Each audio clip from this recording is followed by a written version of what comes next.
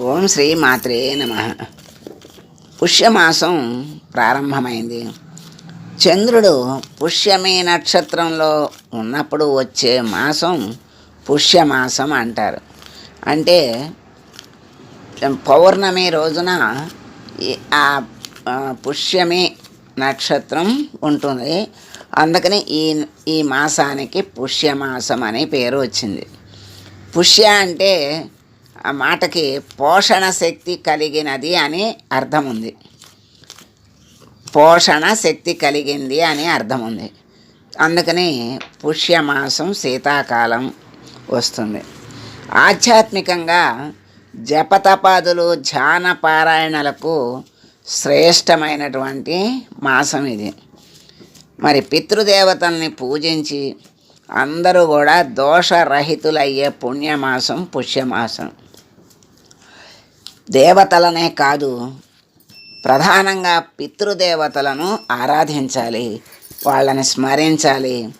వాళ్లకు చేయాల్సినవి చేస్తే పితృదోషాలు పోతాయి. పితృదోషాలు ఉంటే చాలా అనర్థాలు వస్తాయి జీవితంలో. దేవతల అనుగ్రహం కంటే పితృదేవతల అనుగ్రహం ప్రధానం. వాళ్ళ అనుగ్రహం ఉండాలి అంటే వాళ్ళని మర్చిపోకుండా వాళ్లకు చెయ్యవలసినటువంటి బ్రతికి ఉండగా చేసే సేవలు, మరి మరణించిన తర్వాత చెయ్యవలసిన కర్తవ్యాలు చేస్తూ ఉంటే చాలు.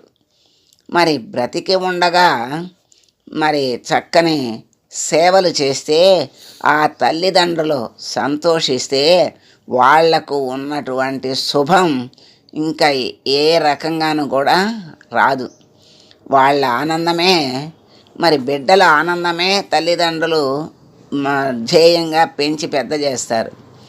పెద్ద అయ్యాక ఆ బిడ్డలే తల్లిదండ్రులై ఆ తల్లిదండ్రుల్ని బిడ్డల్లాగా చూసుకోవాలి. వాళ్ళ బిడ్డలతో సమానంగా వాళ్ళని చూసుకున్న రోజున వాళ్ళ జన్మ ధన్యమవుతుంది. వాళ్ళకి భగవంతుడు ఎంతో అనుగ్రహాన్ని, పితృదేవతల అనుగ్రహం కూడా చక్కగా వస్తుంది. అది ఉంటే దోషాలన్నీ కూడా పోతాయి, దోషాలు ఉండవు. పుష్య పౌర్ణమి వేదాధ్యయనానికి చాలా విశిష్టమైనదిగా చెప్తున్నారు. శ్రావణ పౌర్ణమి మొదలుకొని పుష్య పౌర్ణమి వరకు వేదాలు మంత్రాలు నేర్చుకోవడానికి అనువైన సమయంగా చెప్తున్నారు. విష్ణువుకి ఇష్టమైన మాసం ఆశ్వీజ మాసం, శివుడికి కార్తీక మాసం. అలాగే పుష్యమాసం శనీశ్వరుడికి పరమ ప్రీతికరమట. పుష్యమాసం శనీశ్వరుడికి పరమ ప్రీతికరం. ఎందుకంటే ఆయన జన్మ నక్షత్రం పుష్యమి. ఆయన జన్మ నక్షత్రం పుష్యమి గనక పుష్యమి నెల ఆయనకి మరి ప్రీతి. ఈ నెలంతా శనీశ్వరుణ్ణి పూజించే వారి పట్ల శని ప్రసన్నుడై శుభాలు కలిగిస్తాడని పురాణాలు చెప్తున్నాయి. మరి ఏలినాటి శనితో బాధపడేవారు కూడా ఈ మాసంలో రోజు ఉదయాన్నే శుచిగా స్నానం చేసి శనీశ్వరుణ్ణి భక్తితో ప్రార్థించాలి. ప్రార్థిస్తే ఆ శనీశ్వరుని అనుగ్రహం చక్కగా కలుగుతుంది. పౌర్ణమి నాడు శనికి తైలాభిషేకం జరిపించి నువ్వులు దానం ఇస్తారు. ఆయనకి ఇష్టమైన నువ్వులు బెల్లం ఆహారంలో భాగం చేసుకుంటారు. అంటే నువ్వులు బెల్లం దానం ఇవ్వటమే కాకుండా వాళ్ళు తినే ఆహారంలో కూడా బెల్లము నువ్వులు చక్కగా ఆ ఆహారంలో భాగంగా తీసుకుంటారు అని చెప్తున్నారు. దీని వెనక శాస్త్రీయ కోణం చూస్తే ఈ రెండు పదార్థాలు మనిషి ఒంట్లో వేడిని పెంచి చలి నుంచి రక్షిస్తాయి. మన వాళ్ళు ఏది చెప్పినా, ఏది శాస్త్రం ప్రకారం చేస్తే అన్నీ ఆనందంగానే ఆరోగ్యంగానే ఉంటారు. మరి శాస్త్రీయత లేని ఆచారం అసలు లేదు. మనకు తెలిస్తే ఉన్నట్టు లేకపోతే లేనట్టు అనుకోకూడదు. దాని వెనక ఏమున్నదో మనకు తెలియదు అనుకోవాలి. శని ధర్మదర్శి, న్యాయం, సత్యం, ధర్మాలను ఎత్తి చూపించేవాడు. సర్వప్రాణుల సమస్త విశ్వప్రేమను, పవిత్రతను ఉద్ధరించేవాడు శని మహాదేవుడు.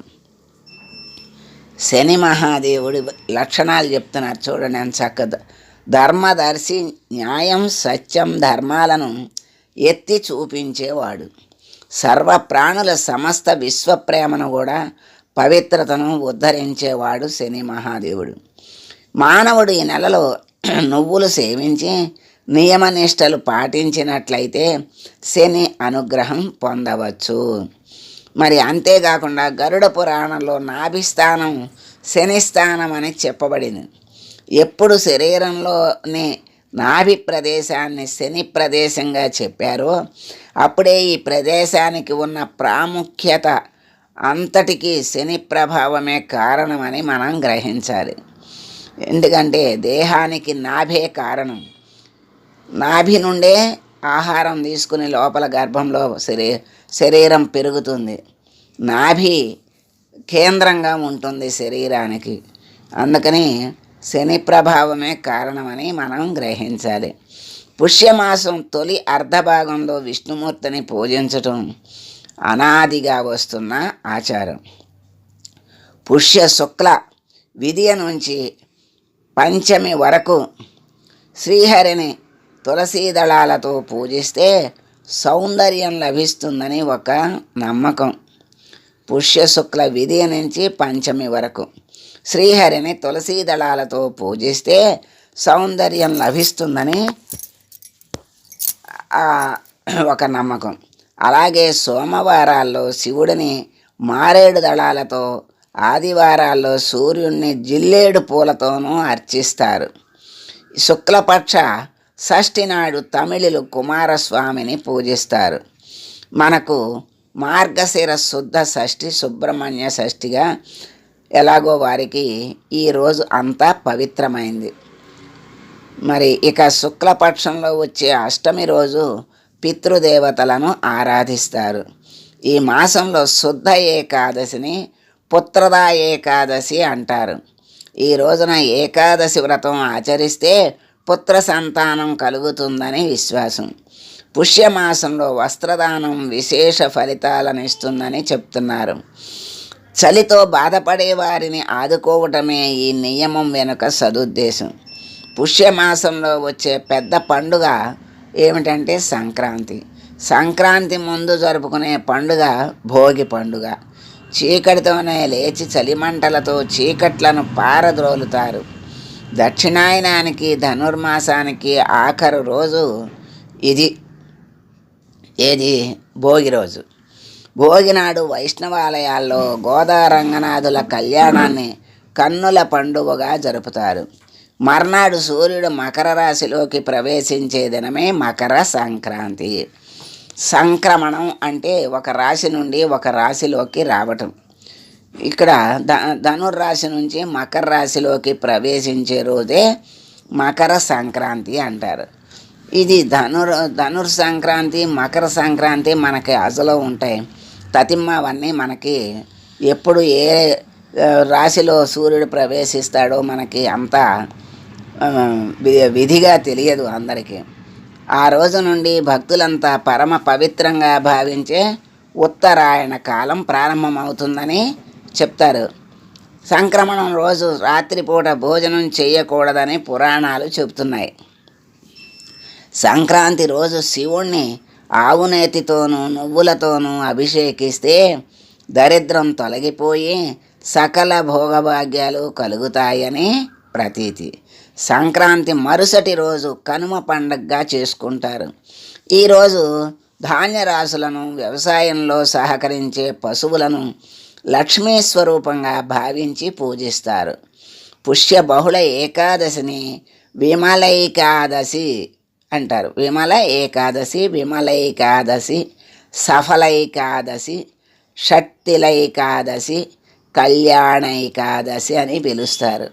అంటే విమల ఏకాదశి, సఫల ఏకాదశి, షట్తిల ఏకాదశి, కళ్యాణ ఏకాదశి, ఇన్ని పేర్లు బహుళ ఏకాదశికి ఉన్నాయి.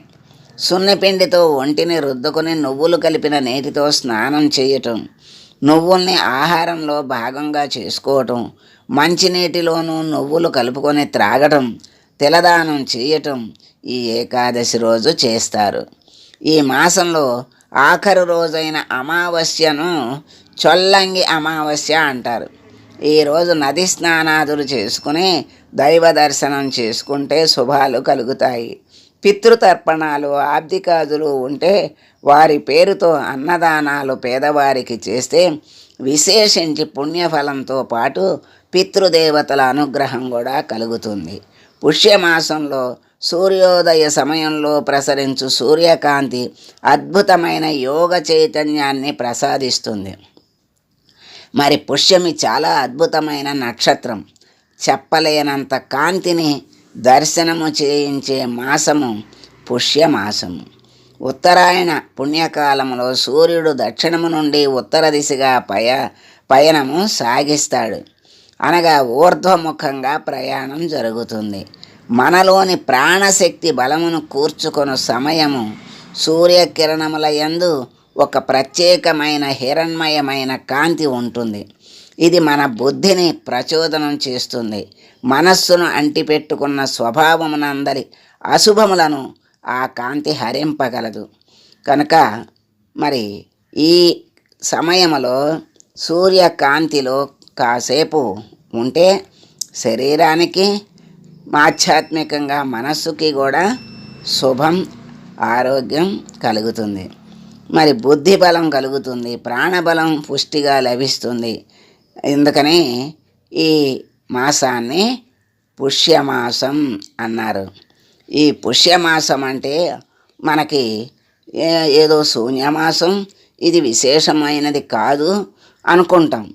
లగ్నాలు లేవని అనుకుంటామే కానీ ఎంత మరి విశేషం ఈ పుష్యమాసంలో ఉంది అని మరి మన అందరికీ తెలియకపోవచ్చు, కొంతమందికి తెలియచ్చు, తప్పులేదు. కానీ తెలుసుకోవటం అనేది మన ధర్మం, అనుసరించడం అనేది మరి అసలు ధర్మం. అందుకని అనుసరిస్తే దాని విలువలు తెలుసుకుని అనుసరిస్తే ఫలితాలను మనమే అనుభవిస్తాం, మంచి ఫలితాలను అనుభవిస్తాం. విశేషంగా శనీశ్వరుడికి ప్రీతికరమైన మాసము అని గుర్తుపెట్టుకోండి. అది ఈ మాసం యొక్క విశిష్టత మనం అన్నీ తెలుసుకున్నాం. శుభం. ఓం శ్రీ మాత్రే నమః.